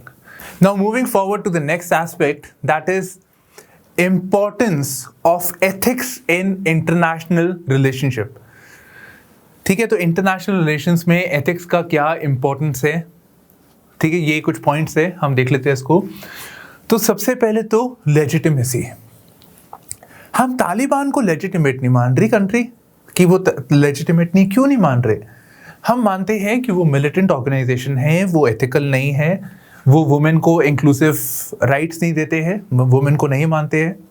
ठीक है, वो सिर्फ एक कम्युनिटी, अपनी इस्लामिक रिलीजन को मानते हैं, वो अपनी कम्युनिटी पश्तून को मानते हैं. तो वो they don't believe in the idea of pluralism, diversity. Women के मामले में उनका पर्सपेक्टिव है कि बुरके में रहना चाहिए, हिजाब पहनना चाहिए. ठीक है, so these are certain issues, हम उसको लेजिटिमेट नहीं मानते. एंड लाइकवाइज अगर मैं बात कर रहा हूँ, मैंने आपको वो इस्लामिक सीरिया वाला एग्जाम्पल बताया था, the US action in Syria, हम उसको भी शायद लेजिटिमेट नहीं मानते. We believe that the actions were unethical, right. So certain actions, certain types of governments, because वो ethical नहीं थे, हम उसको legitimacy नहीं देते, हम उसको credible नहीं मानते. Taliban is struggling for recognition, international recognition. क्यों? क्योंकि countries legitimate उनको मान ही नहीं रही, तो उनको देना ही नहीं चाहती दर्जा, उनसे negotiate नहीं करना चाहती, काम नहीं करना चाहती, because they don't accept them legitimate. And the reason is ethics. Then when we talk about ethics and international relations, the country has certain people, not certain, they have so many people, right? I am saying so many people, plural है ये, फिर भी बोल रहा हूँ, because there are so many communities, there are so many types of people, different groups, different beliefs. जैसे आपका तालिबान का बताया, Taliban is basically the plural for Pashtun. ठीक है, तो पश्तून हो गए, और वहाँ पे इतनी सारी कम्युनिटीज है. So each community, each person, each individual has certain rights, और वो country की responsibility है to secure it. उनको political security दे, उनको मतलब जैसे कि ये नहीं कि invasion हो जाए तो वो military defense point of view से security they, rule and order लेके आए, law and order लेके आए वहाँ पे. ठीक है, stability लेके आए, वो उनकी responsibility है. At the same time, the people can live a good life. So these are certain responsibilities, rights and responsibilities. तो अगर पूरे वर्ल्ड में करना है या कहीं भी करना है, ethics has to play a very very important role. ठीक है, तो ये चीज़ है. So each country has certain responsibility in meeting those rights. And one right I told you, one source of right, the UN Declaration of Human Rights. ठीक है, तो ये हो गया. Then pluralism, वही pluralism means हमारी कंट्री के अंदर there are so many people, एक तो सिंगुलर, एक है, प्लूरल, मल्टीपल कम्युनिटीज. अभी अफगानिस्तान का एग्जाम्पल ले लीजिए. So there are different communities, there are different religions. ठीक है, there is Hindu, there is Sikh is also there, Hindu is also there. So different communities are living over there, and वो एक ही को मान रहे हैं. Minorities are being persecuted over there. Women को भी नहीं मान रहे हो, बोल रहे ऑफिस नहीं जाना चाहिए, ये नहीं करना चाहिए, वो नहीं करना चाहिए. आए दिन आ जाता है so and so has been beheaded. So it is not giving the space. It is not giving the space for the people to live. अगर कोई different viewpoint से है, different विचारधारा, ideology है. So ethics in international relations, basically I'm giving you one example over here. Ethics in international relation, उसका ये काम है कि world over जितने different communities है, जितने different tribes है, ठीक है, irrespective, उनके बीच में difference नहीं करना चाहिए. उनको अपना तरीके से रहने की अनुमति होनी चाहिए, उनके पास एक अधिकार होना चाहिए यहाँ पे. So this is what it says. Then peace and harmony. Ethics होगा तभी तो पीस एंड हार्मनी होगा, नहीं तो ऐसे ही कोई भी किसी को भी अटैक करता फिरेगा. तो it's ethical not to engage in a war, not to fight. हो सके तो मत करो. ठीक है. So now again when we look at the actions of the China, we believe that जो लाइन ऑफ गालवान इशू हुआ और बाकी हुआ, we believe it is a provocative action. तो वो it is result of an unethical action, unethical behaviour, जिसकी वजह से the peace and harmony has been disturbed, tension बढ़ रखी है दोनों कंट्रीज के बीच में. So lack of ethics over here. So world over अगर सब एथिक्स के फ्रेमवर्क में काम करते हैं, पर्सपेक्टिव्स में, so there shall be peace, the world will be a much better place. ठीक है. Ethics is also required for solidarity. कैसी सॉलिडारिटी? नेपाल में अर्थक्वेक हो गया, इंडिया सेंड्स, ये नहीं कि सिर्फ ट्वीट कर दिया we are sorry about the loss that taken place. नहीं, इंडिया ने प्लेन्स भेजे वहाँ पे, ह्यूमन रिलीफ भेजी वहाँ पे कि नुकसान हुआ है. उसके बाद खाना, फ्यूल, जो भी सारी चीज़ें चाहिए थी वो प्रोवाइड कराई. So solidarity has to be there to work with different communities. जिनको प्रॉब्लम्स है उसकी प्रॉब्लम्स को सॉल्व करो. So that should be the behavior when it comes to the international relations. Maldives में प्रॉब्लम हुई, so we had sent water over there. ठीक है. Africa के रेफरेंस में बीमारियाँ हैं, कुछ चीज़ें हैं, हम उसको सपोर्ट करते हैं. अफगानिस्तान में रिकन्स्ट्रक्शन ऑफ अफगानिस्तान, वहाँ पे हमारा काफ़ी रोल था when it comes to democracy थी को वहाँ पे. एजुकेशन, अभी हम ह्यूमैनिटेरियन एड दे रहे हैं, even though we don't like the Taliban, हम इंगेज करके ह्यूमैनिटेरियन एड प्रोवाइड कर रहे हैं. वहाँ पे there is an economic crisis, food का क्राइसिस है. ठीक है. तो वहाँ हम काम कर रहे हैं. So solidarity. But and lastly there shall be fairness when the countries deal amongst themselves. ठीक है. It should be done on the principles of fairness. ये नहीं कि एक बड़ा कंट्री एक छोटा है तो उसको डिसएडवांटेज कर से दबा दे वहाँ पे. So it should be done with the principles of just and fair behaviour. Equality के साथ डील करना चाहिए. I think one example I gave you of this fairness was UNCLOS, United Nations convention on the law of the sea, जिसने boundaries demarcate करी, oceanic boundaries, सी boundaries. ये नहीं कि country का साइज कितना है, छोटा बड़ा, उसके बेसिस पे नहीं है. अगर दो कंट्रीज आपस में है, देश प्रॉक्सिमिटी में है, तो equally the boundary has been demarcated. So this philosophy has to be followed, and this philosophy can be seen, can be implemented in the climate change talks that are taking place. ठीक है. तो common but differentiated responsibility, that is one example where we are using ethics to shape the foreign policy. ठीक है. तो ये कुछ चीज़ें हैं यहाँ पे.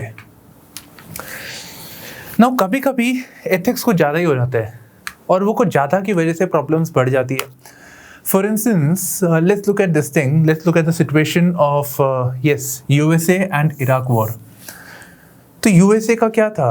Reason to do war in Afghanistan. War on terror कहते थे उसको. ठीक है. तो war on terror की Afghanistan soil is being used for terrorism. Definitely it was being used for it. ठीक है. कभी कभी कहते थे कि हम डेमोक्रेसी को लाने के लिए वहाँ पे कर रहे हैं. ह्यूमन राइट क्राइसिस हो रहा है. So we are getting over here. Iraq. तो वो वहाँ चले जाते हैं और बॉम्बिंग करके तो पूरा तहस नहस कर देती है USA. In fact for any country जो इस रीजन पे जाती है तो बिल्कुल अनएथिकल हो गया. भाई आपको किसी ने बुलाया क्या, आओ गेम हमारे घर फोड़ो? नहीं ना. सो this is a situation over here. तो एथिकल बेसिस पे they have their own reasons. Maybe they wanted to have greater presence in Afghanistan. तो in the garb of ethics, in the garb of maybe this war on terror, ठीक है, उनको कर दिया था. 2008-10 में हो गया था उनका. They had gotten Bin Laden, 10-12, not very sure, but they have gotten Bin Laden and then they remained for good 10 years more. ठीक है. तो वो चलता है. So this is one issue over here. Likewise वो वियतनाम वॉर हो गया आपका. ठीक है. तो वियतनाम वॉर भी वो कितना ह्यूमन राइट क्राइसिस हो गया वहाँ पे. सो वो था ही, वो डेमोक्रेसी के लिए हम लड़ाई कर रहे हैं. टू कोल्ड वॉर इरा के टाइम पे डेमोक्रेसी वर्सेस कम्युनिज्म, दो आइडियोलॉजीज. तो एथिक्स वहाँ पे देखते हैं. आजकल बात हो रही है रूल्स बेस्ड ऑर्डर. ठीक है. रूल्स बेस्ड ऑर्डर के बारे में बात हो रही है आजकल. तो we want to bring rules based order. तो साउथ चाइना सी डिस्प्यूट, वहाँ पे आप हमेशा देखेंगे कि इसके बारे में बात करी जा रही है. रूल्स बेस्ड ऑर्डर क्या है कि लेट्स से यहाँ पे आपका इंटरनेशनल, हाँ जी. So to bring rules based order, so one example is of ये चाइना के रेफरेंस में. चाइना इज एक रूल्स है, UNCLOS है, रूल बना रखा है कि आपकी टेरिटरी इतनी. चाइना कहते नहीं हमारी और भी टेरिटरी है. तो उस रेफरेंस में there is a military buildup that is taking place. ठीक है. तो ये है. तो इस बेसिस पे there is tensions, there is pressure. मतलब वो ये इन्फोर्स करने के चक्कर में उल्टा और उसको ओवर कॉम्पेंसेट कर देते हैं and that creates tensions. Then we have this multilateral groupings being used in a way that it fulfills the agenda of the countries that are forming it. For instance, let's look at the Bretton Woods twins. ठीक है, Bretton Woods twins कौन से हैं आपके? World bank हो गया, तो world bank हो गया आपका, IMF हो गया, तो ये फॉर्म किया है बाय द डेवलप्ड ब्लॉक. ठीक है, शुरू में था about the reconstruction of Europe after the second world war. अब ये लोग जब पैसे देते हैं टू अदर कंट्रीज, ठीक है, वहाँ पे तो बहुत रिलैक्स्ड है इनका, but when they give money to India और सम अदर कंट्रीज, ठीक है, तो उनकी कुछ कंडीशंस होती है when they give money. Conditions क्या होती है कि आप मार्केट प्रिंसिपल्स पे काम करें. ठीक है, आपने ह्यूमैनिटेरियन काम करना है ड्रिंकिंग वाटर के रेफरेंस में. जैसे ड्रिंकिंग वाटर के प्रोजेक्ट के लिए वर्ल्ड बैंक से पैसे लिए, ठीक है, अब कुछ कंट्रीज को प्रॉब्लम होती है पेमेंट करने में, तो वहाँ पे ऐसे टर्म्स पक्का लगते हैं. तो कहते हैं कि आप ये पानी का कनेक्शन हम इंफ्रा के लिए पैसे दे रहे हैं, आप इसको प्राइवेटाइज कर दीजिए. This is the philosophy of the west. कभी कभी ये जो प्रोजेक्ट्स होते हैं developmental works, the project shall be given to the European country और द अमेरिकन कंपनी, तो ऐसे भी होता है. So it acts as a proxy of the west. And यहाँ पे वैसे भी इसका एक इशू है दोनों इंस्टीट्यूशंस का. In fact not just these two institutions, and there are various other institutions. वो सब माना जाता है कि this is being dominated by the west for fulfilling their agenda. ठीक है, तो ये चीजें यहाँ पे है. Okay, now finally sum up. ठीक है, तो मेंस का क्वेश्चन आ गया. So critically examine the importance of ethics in international relations and elucidate with suitable illustrations. ठीक है, तो 15 मार्कर है ये. तो ये आपका एक क्वेश्चन है, एक ब्रॉड ओवरव्यू टाइप का क्वेश्चन है, जैसा आजकल पैटर्न चल रहा है उसी बेसिस पे है. But you can also work, आप काफ़ी सारे एग्जाम्पल्स दिए हैं, so you should be able to write on that also. ठीक है, तो उन इश्यूज़ के बारे में एथिकल पॉइंट ऑफ व्यू से आप सोच लेना. ये आपका एक ब्रॉड बेस्ड क्वेश्चन है यहाँ पे. तो critically examine the importance of ethics in international relations. Now moving forward to the next part, that is ethical issues in international funding. ठीक है, जो फंडिंग आ रही है फ्रॉम द फॉरेन कंट्रीज, ठीक है, फॉरेन कंट्री से जो फंडिंग आ रही है, तो उससे एथिकल इश्यूज क्या आते हैं. फॉरेन कंट्री से फंडिंग आ रही है तो उससे एथिकल इश्यूज क्या क्या है. पर उससे पहले देख लेते हैं the different types of aid that is coming here. Now moving on to the next aspect, that is the ethical issues in international funding. ठीक है, तो अभी एथिक्स एंड इंटरनेशनल रिलेशंस देखा है, अब फंडिंग के पॉइंट ऑफ व्यू से. Because when foreign countries are transferring money, ठीक है, किसी भी रीज़न की वजह से money is moving from one country to another, there are certain issues. कुछ इश्यूज होते हैं जो हम आगे देखेंगे, कुछ एथिकल इश्यूज होते हैं. जैसे कि एक टर्म आजकल बहुत ज़्यादा चल रहा है, डेट ट्रैप डिप्लोमेसी. ठीक है, डेट ट्रैप डिप्लोमेसी. चाइना बहुत आराम से पैसे दे रहा है, उसके पास बहुत सारा कैपिटल हो गया है और आराम से पैसे दे रहा है टू लेस डेवलप्ड कंट्रीज. वो कह रहे हैं हम आपको चाहिए पैसे, आप लो, हमसे लो, पर it is being given at a high rate of interest. ठीक है, जैसे ही वो पैसा नहीं दे पाते, कब्जा चालू. आपने पैसे दिए, आपने पैसे नहीं दिए, चलो आप हमको ये प्रोजेक्ट दे दो, आप हमको ये पोर्ट दे दो. तो ऐसे they are using an unethical practice over here. Likewise it could be बहुत सारे फॉर्म्स में हम इसको ऐसे देख सकते हैं जहाँ पे एथिकल इश्यूज होते हैं. तो एक बार देख लेते हैं कैसे कैसे हम फॉरेन फंडिंग के फॉर्म में एथिकल पर्सपेक्टिव्स देखते हैं. ठीक है, so there are certain types of funding. तो जैसे कि आपकी हमने मिलिट्री एड है, ठीक है, मिलिट्री एड, ये सारे आप देख लीजिए. तो जैसे मिलिट्री एड का हो गया, तो मिलिट्री एड जैसे नाम से पता लग रहा है हमको, so a country giving assistance to another country. जैसे कि इंडिया, यूएसए ने पाकिस्तान को पैसे दिए, उन्होंने उसको मिलिट्री एड दी, या आपको ये रिसोर्सेज चाहिए, आपको ये फाइटर प्लेन चाहिए, F-16 आप रखो. क्यों दिए? So that Pakistan remains an ally of the USA. ठीक है, तो वो इसका अलाई बना रहे, उसका दोस्त बना रहे, एंड उसका जो ऑब्जेक्टिव है, जैसे कि अफगानिस्तान में वो चाहते हैं अपना ऑपरेशंस कर रहे थे, तो वो उसको सपोर्ट देते रहे.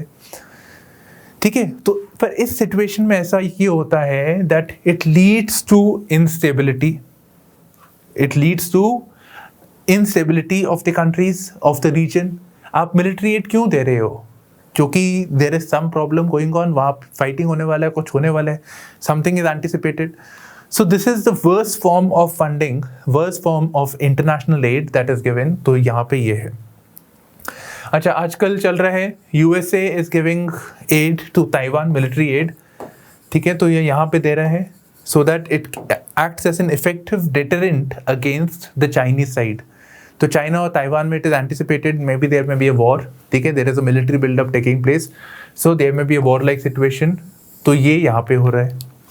So basically assistance, provisioning of the military hardware, वो भी पैसे ही होते हैं अल्टीमेटली, तो ठीक है। तो वो प्रोवाइड किया जाए, इनकी कैपेसिटी बढ़ाई जाए। Ultimately it leads to regional instability, ठीक है, पॉलिटिकल इंस्टेबिलिटी, इससे ये बढ़ती है। तो अच्छा, एक तो ये हो गया। अब जब मैंने आपको वो सीरिया वाला इशू बताया था, तो सीरिया में वो मिलिटेंट एड्स, टेररिस्ट ग्रुप्स को पैसे, मिलिट्री एड प्रोवाइड कर रहे थे ना। तो that was why, because they can topple the Syrian government, Syrian regime, which is anti-USA or pro-Russia. So that is what they want. So उसमें वो बात आई जाती है, political instability, regional instability, human right violations, वो सब यहाँ पे आई जाते हैं।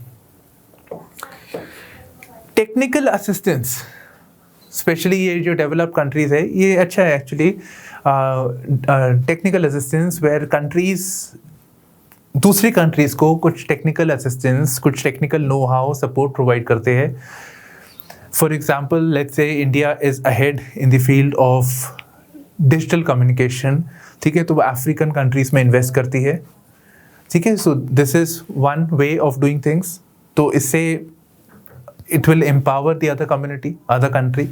So technical assistance being provided, technical know-how or whatever, some sort of support is given.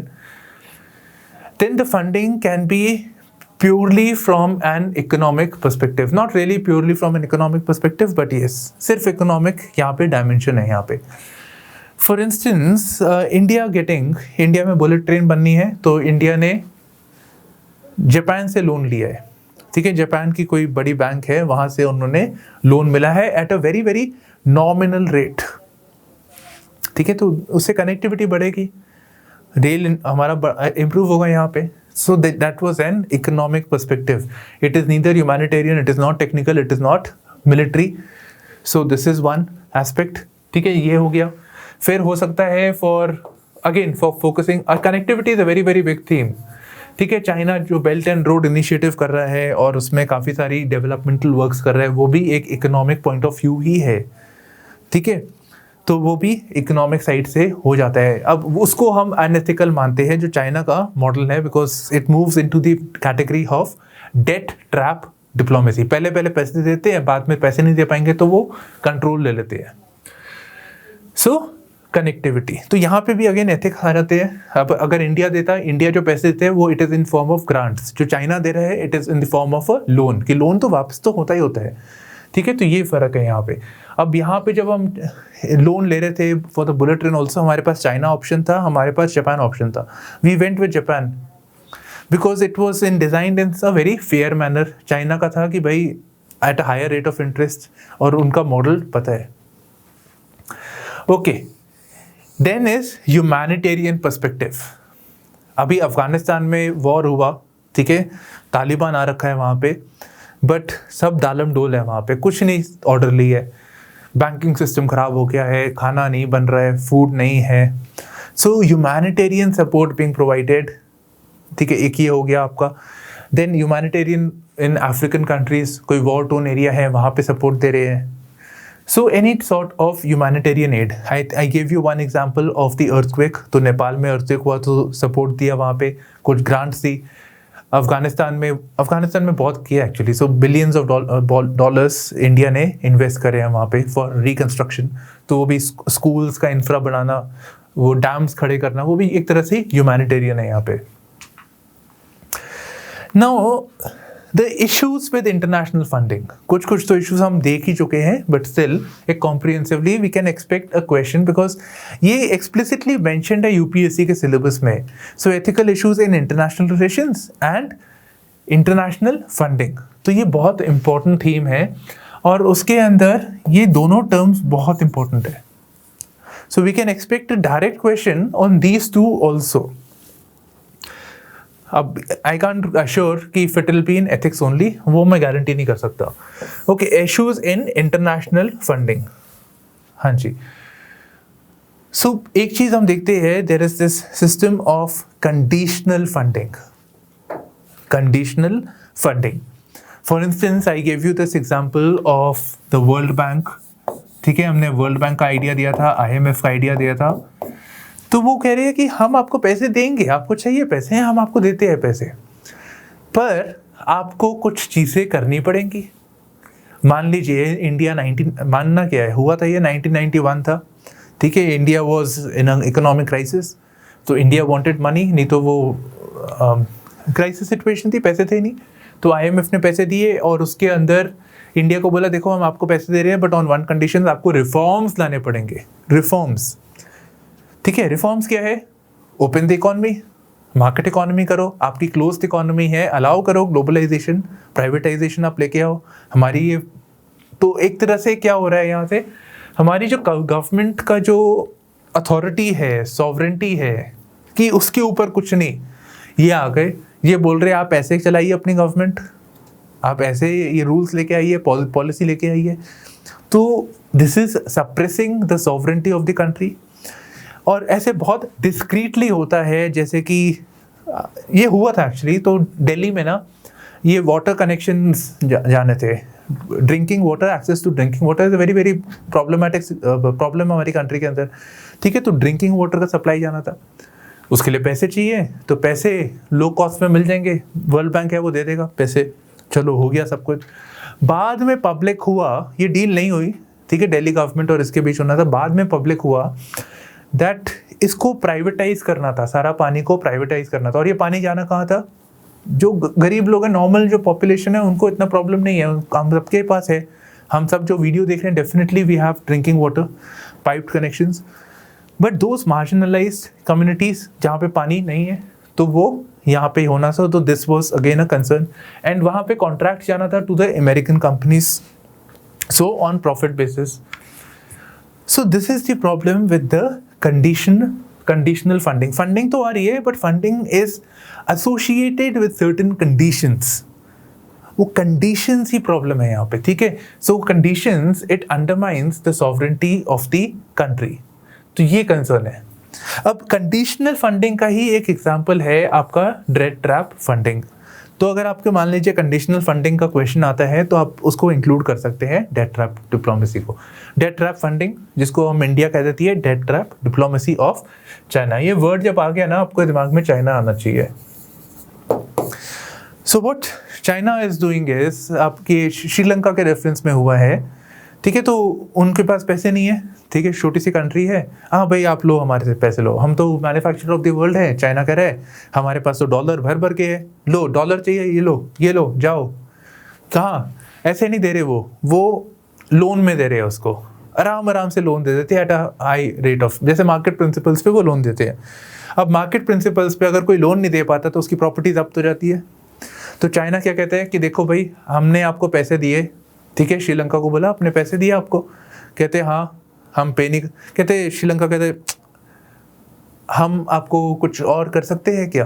कहते हाँ वो पोर्ट चाहिए हमको, वो इंडिया को टारगेट करना है हमने, हमको एक पोर्ट चाहिए and we want permission to have our military navy also in that reason.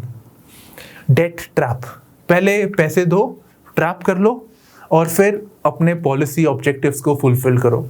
So India has a concern over here कि जो इसका चाइना का जो बेल्ट एंड रोड इनिशिएटिव है, जो वो बोल रहे हैं कनेक्टिविटी होगी, ठीक है, अक्रॉस एशिया से लेके यूरोप तक कनेक्टिविटी होगी.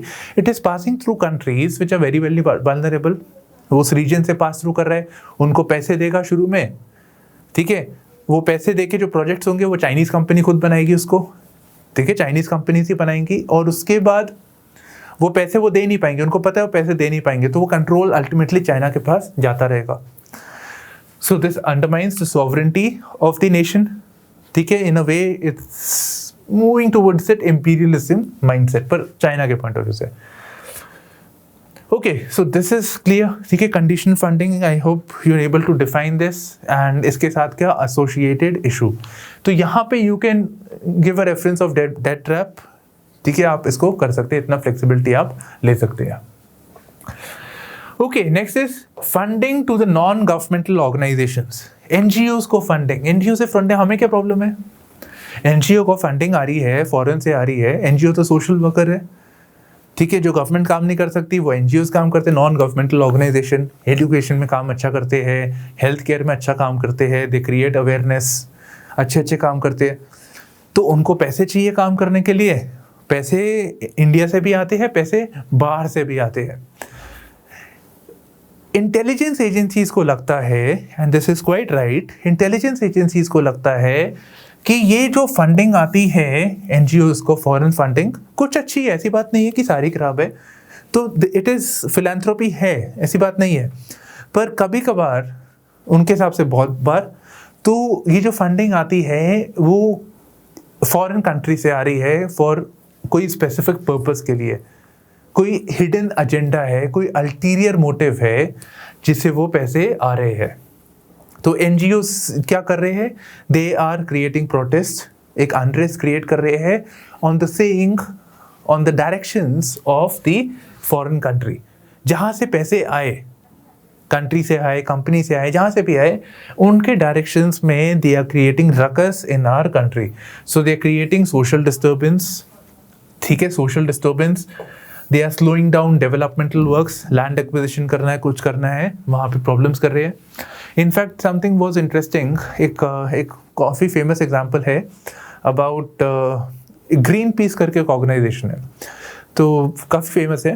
तो इंडिया के एक तमिलनाडु में कुदनकुलम न्यूक्लियर प्लांट आना था. ठीक है, सो न्यूक्लियर प्लांट्स तो काफ़ी जगह पे हैं. तो Kudankulam is coming from the Russian support.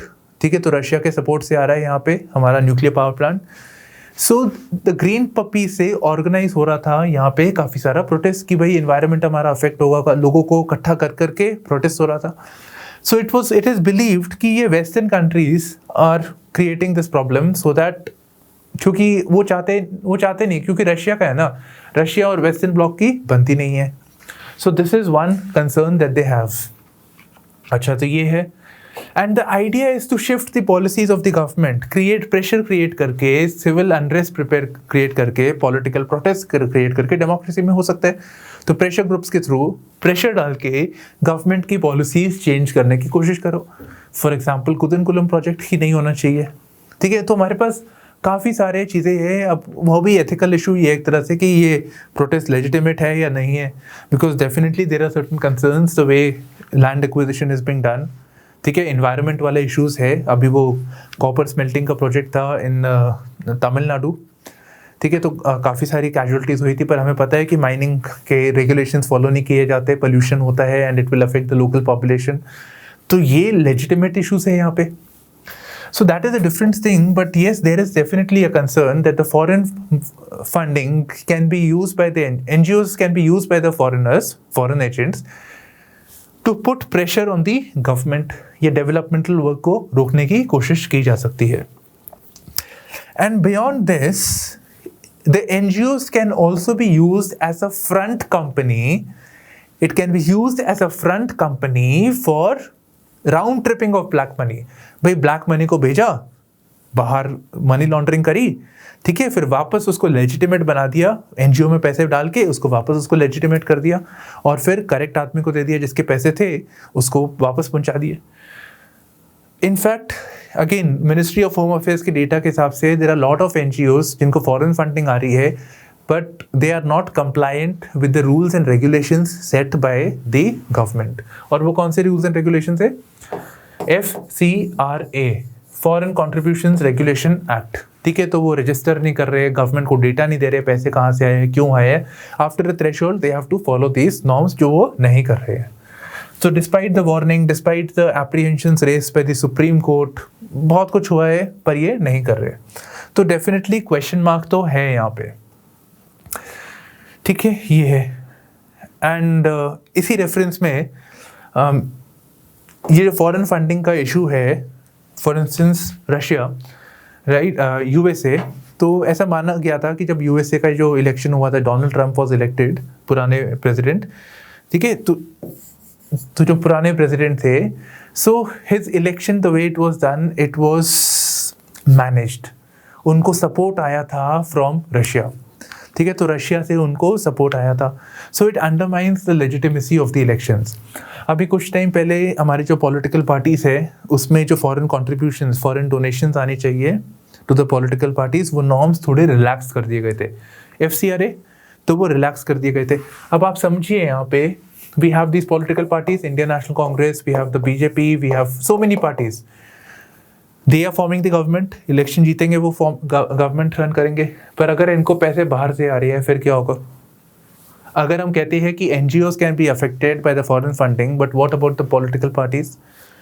So there is definitely a concern over here, a concern of legitimacy, concerns over ये इलेक्शन फेयरली हुआ है नहीं हुआ है, ये पॉलिटिकल पार्टीज का एजेंडा क्या रहेगा आगे चलते, so many concerns are there over here. Okay, so international funding may also hamper national security. कैसे? One is this, ये आपका नेशनल सिक्योरिटी की ना डेफिनेशन बहुत होती है, so if it hampers economic security, ठीक है, इकोनॉमिक सिक्योरिटी हो जाए आपका, या फिर एनर्जी सिक्योरिटी हो गए, कुदन-कुलम को प्रोटेक्ट रोक रहे हैं, तो that is one aspect of national security. But beyond this यहाँ पे जो फोकस है that is on the internal security of the country. Militant organisations, terrorist organisations को फाइनेंस मिल रहा है बाय द फॉरेन कंट्रीज, ठीक है, तो वो हो सकता है, तो इंटरनेशनल फंडिंग भी यूज ओवर हियर। हमने देखा ही है, good terrorist, bad terrorist, so that can be done and it may create problems in a country. Organize crime से ब्लैक मनी जनरेट हुआ, ठीक है, वो NGOs के थ्रू वापस आ गया, and it is again being used by the organise crime syndicates. तो foreign funding being used, organise crime syndicates क्या करेंगे? ड्रग ट्रेड करेंगे, ह्यूमन ट्रैफिकिंग करेंगे, ठीक है, आर्म्स ट्रेड करेंगे, तो उससे तो नेशनल सिक्योरिटी डेफिनेटली अफेक्ट होगी। एंड बियॉन्ड दैट हम देखते हैं कि कितनी सारी जो फंडिंग हमारे पास आती है, स्पेशली ऑन हेल्थ केयर, ये ऐसे बोला जाता है हेल्थ केयर है, डेवलपमेंटल वर्क है, पर ultimately it is coming from things जो फॉरेन कंपनीज या फॉरेन कंट्रीज में जो डिफ़िकल्ट है, उसकी टेस्टिंग के लिए वो पैसे इंडिया में आ रही है। जैसे कि बोल देते हैं R&D के लिए फंडिंग दिया हमने, तो R&D का जो सोचने वाला काम था वो नहीं, वो वहीं हो रहा है, पर जो टेस्टिंग वाला काम था वो इंडिया में होगा, तो ये भी अनएथिकल है इन अ वे। भाई आपको करना है तो फिर टेक साइड का भी दो, आप सोचने वाला साइड भी, intellectual part only for the testing, because यहाँ पे कंडीशंस आर रिलैक्स्ड। उनको पता है कि अमेरिका में टेस्टिंग करेंगे तो पकड़े जाएंगे, गलत काम करेंगे तो पकड़े जाएंगे, पर यहाँ पे हमें रूल्स एंड रेगुलेशंस ईजी है, हमारे पैसे बचते हैं, तो यहाँ पे पैसे ट्रांसफर कर देते हैं। So these are some issues associated with international funding. Now What steps can be taken? हमने देख लिया है, हमने बात कर ली है about international funding, right? हमने वेरियस इश्यूज देख लिए हैं, मैंने आपको बता दिया है ये दोनों पर्टिकुलरली इम्पॉर्टेंट है, और उसके अंदर भी ये वाला part, conditional funding for ethics, ठीक है। Debt trap diplomacy is more of a GS2 topic, पर यस आप इसको मेंशन कर सकते हैं इन योर एथिक्स अगर आपको कंडीशनल पे स्पेसिफिकली आ गया। वैसे तो आई एक्सपेक्ट कि इंटरनेशनल फंडिंग पे पहले आएगा क्वेश्चन, उसके बाद कंडीशनल फंडिंग, बट एक इम्पॉर्टेंट कंपोनेंट ही है उसका भी, ठीक है, तो ये आपको प्रिपेयर करना चाहिए। नाउ मूविंग फॉरवर्ड, मतलब अब हम इश्यूज देख चुके, सारा कुछ देख चुके हैं, अब इसको कंक्लूजन करना है, इसको सम अप करना कि what should be the next path of action. आपको कंक्लूजन लिखनी होगी अपने आंसर्स में, राइट। सो बेसिक थिंग ये है यहाँ पे दैट ऑब्वियसली फंडिंग हमें चाहिए, international funding is not bad, चाहिए हमें, डेवलपमेंट चाहिए। अभी हम वो क्लाइमेट चेंज के बारे में बात करते हैं, so we talk about this clean development mechanism. हम बात कर रहे हैं कि फॉरेन कंट्री से हमें $100 बिलियन मिलना चाहिए पर ईयर, नॉट हमें सबको मतलब डेवलप्ड कंट्रीज जो सारी है less developed block should transfer at least $100 billion to the all the countries so that they can move towards a cleaner energy, वो क्लाइमेट फ्रेंडली हो सके, ठीक है, तो वहाँ पे जा सके, वहाँ पे तो डेवलप चाहिए हमको। ह्यूमैनिटेरियन एड हम नहीं दे रहे क्या, हम भी तो दे रहे हैं। So international funding is not the problem, the way it is use that is the problem, ठीक है। So this is important, international funding, philanthropy, वो सब चीज़ें इंपॉर्टेंट है और ऐसा होना चाहिए। हम वो भी बात करते हैं that you know the world, humanity, it's everybody is the same irrespective of the country, ठीक है, तो वो philosophy के साथ भी। So the thing is that this funding should be for the growth and development, but it should be basically done with the ethical perspective in mind। तो इसके लिए जो step forward है या suggestion है basically that what India can do is India can create a pressure, it can try to create a consensus to create a framework on international funding, ठीक है। वो कैसे होती है, कैसे यूज़ करा जाता है, ये नहीं कि राउंड ट्रिपिंग ऑफ, जैसे कि round tripping of black money हो गया, ठीक है, तो वो दूसरी कंट्री से पैसे आ रहे हैं, पैसे तो आएंगे ही, ट्रेड हो रहा है आजकल, we are in a connected world, we are in a globalize world, वो तो पैसे तो इधर उधर होंगे ही, पर एक इसका फ्रेमवर्क बना दिया जाए सो दैट ये मिसयूज ना हो चैनल्स, ठीक है। There should be some sort of a basic understanding between the countries so we can deal with it.